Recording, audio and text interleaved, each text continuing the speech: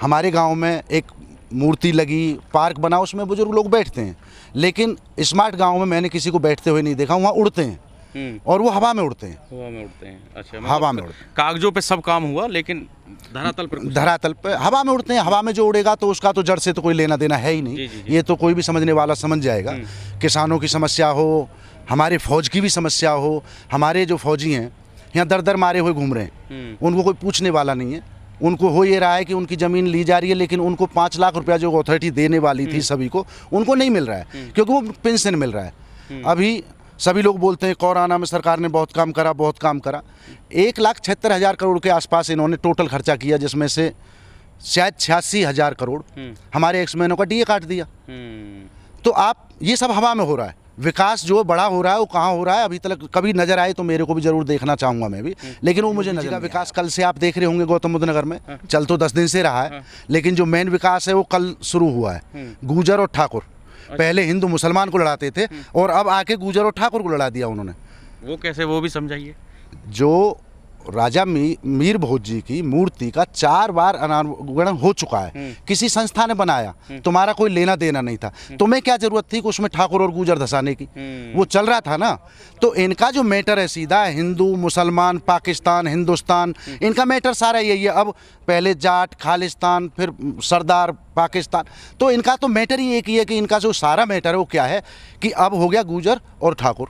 हो सकता है कल को और भी 4 चीज़ें आएंगी, क्योंकि चुनाव जो होगा वो इनका तो रणनीति विकास पे तो नहीं होगा। विकास कितना बड़ा हो गया वो नहीं दिखाएंगे। ये 6 साल का हुआ है, 8 साल का, 10 साल का, या हो सकता है जवान भी हो गया हो, लेकिन वो नहीं दिखाएंगे। ये दिखाएंगे हिंदुस्तान पाकिस्तान, कब्रिस्तान, शमशान, गाय।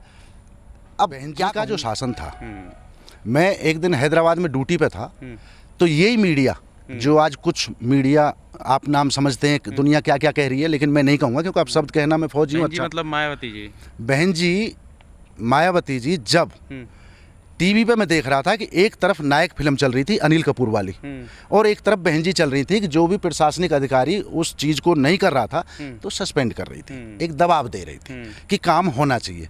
बहन जी रात को जाती थी तो वहाँ का पूरा सीजनल जितना भी एरिया होता था वो अलर्ट हो जाता था। और भाई जी सबसे बड़ी बात तो ये है कि मैं जहाँ ग्रेटर नोएडा में खड़ा हूँ, आज बड़े घमंड से एयरपोर्ट का नाम लेते हैं बीजेपी वाले। बहन जी के 10 स्कूल हैं, 10 कॉलेज हैं, 10 यूनिवर्सिटी हैं, उसके बाद में 10 रोड हैं, एयरपोर्ट है, अस्पताल। नाम बदलने से नहीं होगा ना, बना के रखो ना अपना। अलीगढ़ को हरिगढ़ बनाने से वो हरिगढ़ नहीं हो जाएगा। अगर अलीगढ़ की जगह दूसरा एक शहर बसा के उसको हरिगढ़ करो तो हम मान जाएं, लेकिन बहन जी का तो ये शहर बसाया हुआ है। तो मेरा वोट और मेरा सपोर्ट तो बहन जी को जाना कन्फर्म है। सफ़ेद कपड़ा ही बहन जी ने पहनाया है, नहीं तो मैं कीचड़ में घूमता था। बीजेपी तो उस टाइम पे भी थी।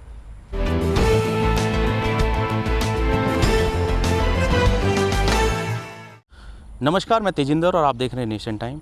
मेरे साथ एक शख्स हैं जो पूर्व फौजी हैं, ठाकुर प्रताप सिंह हैं। हम उनसे जानेंगे कि इस चुनावी समर को वो किस तरह से देखते हैं। यूपी विधानसभा चुनाव जो है वो होने वाला है और उसको लेकर तमाम पार्टियां दावे कर रही हैं, लेकिन असल में जो ज़मीनी हकीकत है वो किस तरह की है। और हम एक फ़ौजी होने के नाते, क्योंकि उन्होंने सेना से लेकर और ज़मीनी अपने गांव तक वो उस हकीकत को देखा है, परखा है, जाना है और समझा है। सर, पहले तो एक बार आप अपना थोड़ा सा इंट्रोडक्शन करा दें तो हमारे जो दर्शक हैं वो भी समझ जाएंगे कि आपने अपने जीवन में कहाँ से कहाँ तक क्या क्या देखा है। मैं ठाकुर प्रताप सिंह फौजी, ग्राम रोनीजा से। आर्मी में 20 साल करा मैंने नौकरी जी। उसके बाद मैं आके अपना सोशल वर्क कर रहा हूँ जी। जो सोशल वर्क में जितना भी मैं अभी तक देख पाया हूँ कि हमारी जो सरकार है बीजेपी सरकार, देश की सरकार है, लेकिन देश की सरकार होने के नाते ये बीजेपी सरकार ना हो गई, ये एक शख्स की सरकार रह गई है, जैसे कि हमारे माननीय प्रधानमंत्री मोदी जी। क्योंकि जहाँ भी बोला जाता है मोदी सरकार, तो मोदी सरकार का मतलब तो फिर बीजेपी सरकार तो नहीं रही, जहाँ तक मेरा अपना मानना है। रही बात देहात क्षेत्र के प्रोग्रेस की बात, तो मैं ग्रेटर नोएडा का रहने वाला हूँ। अच्छा, ग्रेटर नोएडा में पड़ता आपका गाँव? मेरा गाँव रोनीजा है, और रोनीजा की स्थिति ये है कि अथॉरिटी से स्मार्ट विलेज में आया हुआ है वो। अच्छा। और अगर कभी आपको मौका मिले तो आप आइएगा गांव में, मैं स्मार्ट विलेज की पूरी कहानी आंखों देखी आपको दिखाऊंगा। आपको उसी से ये पता लग जाएगा कि विकास कितना बड़ा हो चुका है, क्योंकि विकास पैदा तो हुआ है लेकिन मैंने वो बढ़ता हुआ नहीं देखा हूँ। अच्छा, एक बात और हुआ करती थी कि जब यहाँ पे हमने देखा 2007 में मायावती की सरकार आई, उन्होंने तमाम गाँवों को अंबेडकर ग्राम के नाम से जाना और उन गाँव की जो दशा है वो एकदम से बदल गई थी। तो क्या स्मार्ट विलेज और अंबेडकर ग्राम के अगर हम कंपेयर करें तो उनमें से कैसे आप अपने गाँव को देखते हैं?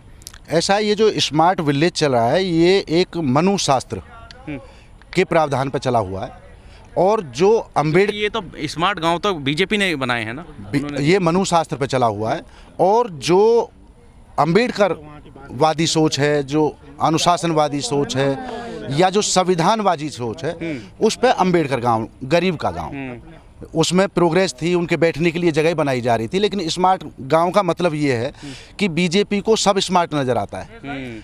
अंबेडकर जो पैदा हुआ, हमारे गांव में एक मूर्ति लगी, पार्क बना, उसमें बुजुर्ग लोग बैठते हैं, लेकिन स्मार्ट गांव में मैंने किसी को बैठते हुए नहीं देखा। वहाँ उड़ते हैं और वो हवा में उड़ते हैं। हवा में उड़ते हैं। अच्छा, हवा में उड़ते हैं। कागजों पे सब काम हुआ, लेकिन धरातल पे हवा में उड़ते हैं। हवा में जो उड़ेगा तो उसका तो जड़ से तो कोई लेना देना है ही नहीं। जी। ये तो कोई भी समझने वाला समझ जाएगा। किसानों की समस्या हो, हमारे फौज की भी समस्या हो, हमारे जो फौजी हैं यहाँ दर दर मारे हुए घूम रहे हैं, उनको कोई पूछने वाला नहीं है। उनको हो ये रहा है कि उनकी ज़मीन ली जा रही है, लेकिन उनको 5 लाख रुपया जो अथॉरिटी देने वाली थी सभी को, उनको नहीं मिल रहा है, क्योंकि वो पेंशन मिल रहा है। अभी सभी लोग बोलते हैं कोरोना में सरकार ने बहुत काम करा, बहुत काम करा। 1,76,000 करोड़ के आसपास इन्होंने टोटल खर्चा किया, जिसमें से शायद 86,000 करोड़ हमारे एक्समैनों का डीए काट दिया।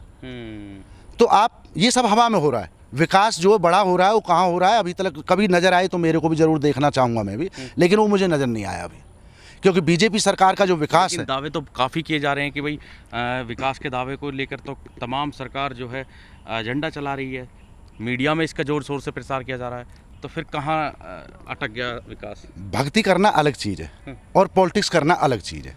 बीजेपी में भक्ति हो रही है, ना कि पॉलिटिक्स हो रही है। पॉलिटिक्स का दायरा ये है कि आप कोई भी आदमी कहीं से पकड़ के, बीजेपी के लाखों तो होंगे, कोई आदमी मोदी सरकार, योगी सरकार का एक प्रोजेक्ट ऐसा मुझे दिखा दे कि जिसमें 10,000 लोगों ने सरकारी नौकरी पाई हो, तो मैं मान जाऊंगा और मैं पूरे टाइम बीजेपी की गुलामी करूंगा।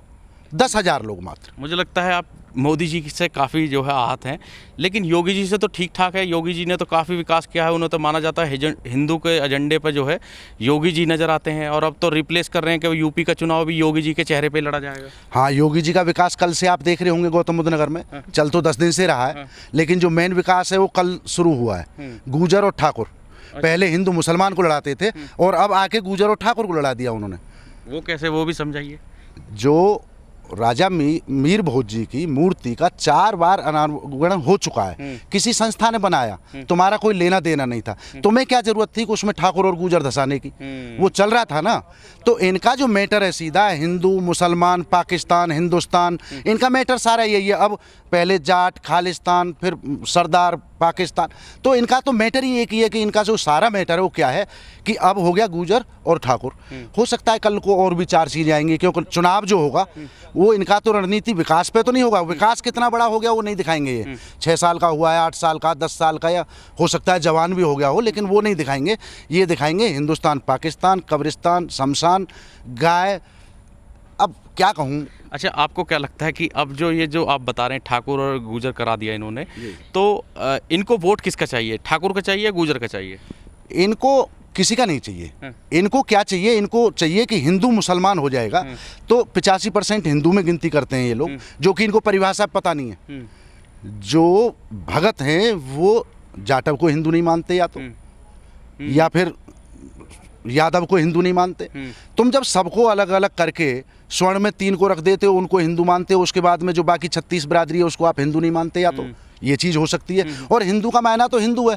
आप अगर कोई मूर्ति बनवा भी रहे हैं तो आप इसको हिंदू से भी तो प्रेषित कर सकते हैं। एक चीज़ आ जाएगी, हिंदू में हम सब आ जाते हैं। वो क्या ठाकुर, क्या मुसलमान, क्या फलाना, क्या आप नाप जो कर रहे हो, ये नाप से हमको नुकसान हो रहा है। हमारे लिए हो पैरामीटर जो तय, पैरामीटर, और ये पैरामीटर चुनाव के लिए तय किया जा रहा है। किसानों को मार दिया, जवानों को मार दिया, गरीबों को मार दिया, बस न लगा मतलब एक सोनू सूद पे देखो, उसने मदद करी, उस पर IT भेज दी। अगर आप भी शायद मेरा इंटरव्यू ले रहे हो, कल को ऐसा ना हो कि आप भी जो उग्रवादी में शामिल हो जाए। अच्छा, आपका एक मैं आखिरी सवाल मेरा क्या लगता है कौन सी सरकार ऐसी थी, अभी सपा भी देख ली आपने, क्योंकि वोटर भी कंफ्यूज है इस बात को लेकर कि हमने सपा भी देख ली, बसपा भी देख ली और बीजेपी भी देख ली और कांग्रेस का तो काफ़ी समय से शासन रहा था।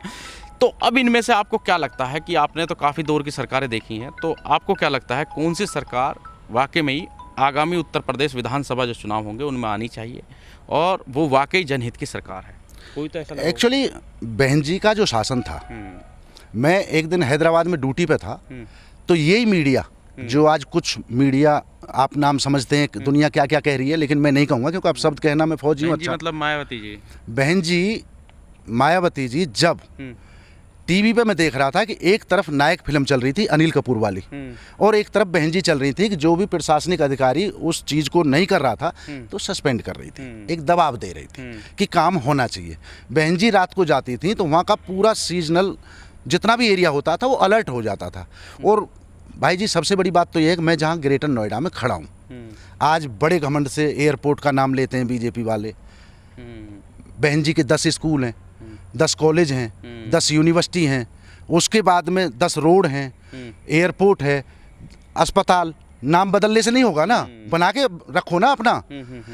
अलीगढ़ को हरिगढ़ बनाने से वो हरिगढ़ नहीं हो जाएगा। अगर अलीगढ़ की जगह दूसरा एक शहर बसा के उसको हरिगढ़ करो तो हम मान जाएं, लेकिन बहन जी का तो ये शहर बसाया हुआ है। तो मेरा वोट और मेरा सपोर्ट तो बहन जी को जाना कन्फर्म है। सफ़ेद कपड़ा ही बहन जी ने पहनाया है, नहीं तो मैं कीचड़ में घूमता था। बीजेपी तो उस टाइम पे भी थी। तो मेरा तो मानना सीधा है कि बहन जी की सरकार आएगी, उत्तर प्रदेश में कन्फर्म आएगी। चलिए, बहुत बहुत धन्यवाद, आपने हमसे बात की। Thank you. तो लोग अभी इस बात पर काफ़ी स्पष्ट हैं कि आगामी जो सरकार है, आगामी जो विधानसभा चुनाव जो होना है यूपी में, उसमें मायावती सरकार की वो इच्छा जाहिर कर रहे हैं और उनके जो कराए गए काम थे उनका गुणगान भी बखूबी कर रहे हैं। गौतम बुद्ध नगर से तेजिंदर सिंह, नेशन टाइम।